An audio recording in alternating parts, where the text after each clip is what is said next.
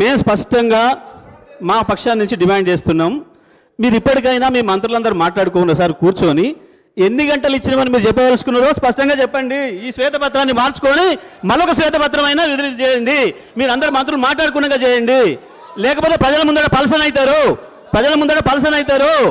అధ్యక్ష, ఒకటే అధ్యక్ష, భట్టి గారు కావచ్చు, శ్రీధర్ బాబు గారు కావచ్చు, ఈ సభలో ఇక్కడ ఉన్నారు గత 5 ఏళ్ళు కూడా. ఒక్కరోజైనా వాళ్ళకు ప్లకార్డ్ పట్టుకునే అవకాశం ఇచ్చినమా, ఆ కష్టం ఇచ్చినమా? ఇవ్వలేదు. ఒక్కరోజు కూడా వాళ్ళ రకంగా కష్టపెట్టలేదు. ఒక్కరోజైనా పోయి ఒక జొన్న కంకినో ఒక మొక్క కంకినో ఇంత వరి కంకులో తీసుకొచ్చుకొని కష్టపడి అక్కడ కూడా వాళ్ళకి రానియలేదు. మేము ఆ రకంగా ఇచ్చినాం కాబట్టే వీళ్ళు రాలేదు.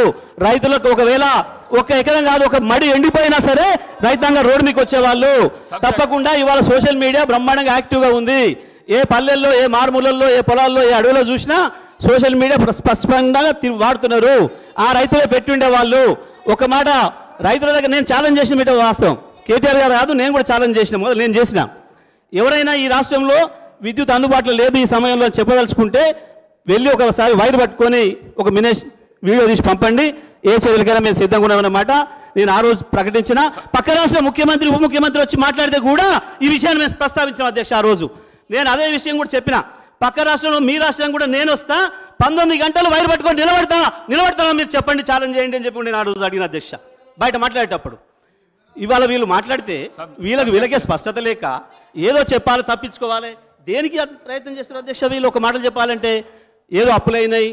మేము ఒకటే మాట చెప్తున్నాం, మేము వచ్చిన రోజు ఉన్న స్థితిని కంచి మేము మెరుగుపరిచినాం. మేము వచ్చే రోజుకి రైతులకు 3-4 గంటల కంటే ఎక్కువ ఇవ్వలేదు, 6 గంటలు ఇస్తున్నది కూడా చక్కగా ఇవ్వలేదు. ఇండ్లకు 6 నుంచి 8 గంటల పవర్ కట్స్ ఉన్నాయి. ఆ పవర్ హాలిడేలు పారిశ్రామికవేత్తలకు ఉన్నాయి. ఇవాళ మేము వచ్చిన తర్వాత 1 నిమిషం కూడా పవర్ హాలిడే అనేది లేదు, విద్యుత్ కోతలు లేవు.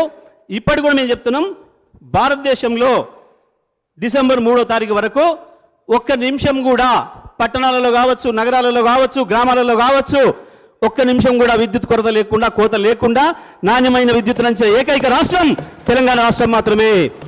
పారిశ్రామికవేత్తలకు 1 నిమిషం కూడా పవర్ హాలిడే ఇచ్చి అక్కడ లేకుండా విద్యుత్ సప్లై చేసిన రాష్ట్రం తెలంగాణ రాష్ట్రమే. రైతాంగానికి వాళ్ళకి అవసరమైనది మేరకు ప్రతి నిమిషం ఎప్పుడంటే అప్పుడు రైతు వాడుకోవడానికి పొద్దుగల పెట్టుకుంటారా, మధ్యాహ్నమా, సాయంత్రమా, రాత్రా, ఏ రైతైనా సరే తనే స్వయంగా వెళ్ళి పెట్టుకోవడానికి అవకాశం ఇస్తూ విద్యుత్తును అందుబాటులోకి తీసుకొచ్చిన రాష్ట్రం కూడా తెలంగాణ రాష్ట్రమే అనే విషయాన్ని మేము మళ్ళీ చెప్తున్నాం అధ్యక్ష. లేదంటే ప్రూవ్ చేసుకుంటే ఎక్కడైనా చేయొచ్చు. మేము అన్న ప్రతి మాట కూడా కట్టుబడి ఉన్నాం, అందులో సందేహం లేదు అధ్యక్ష. ఇక అప్పుల విషయానికి వస్తే అధ్యక్ష,